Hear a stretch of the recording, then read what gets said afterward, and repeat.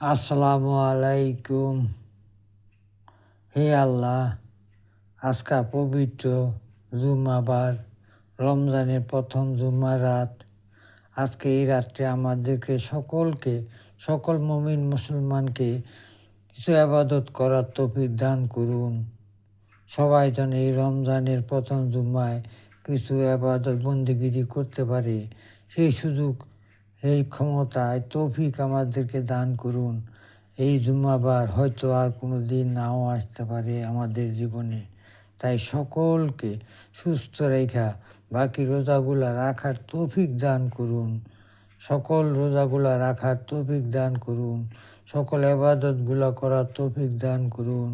সকলকে সুস্থ রাখুন, সকলকে ভালো রাখুন, সবাইকে ইমানদার বানিয়ে কবরে নিয়েন। আমিন।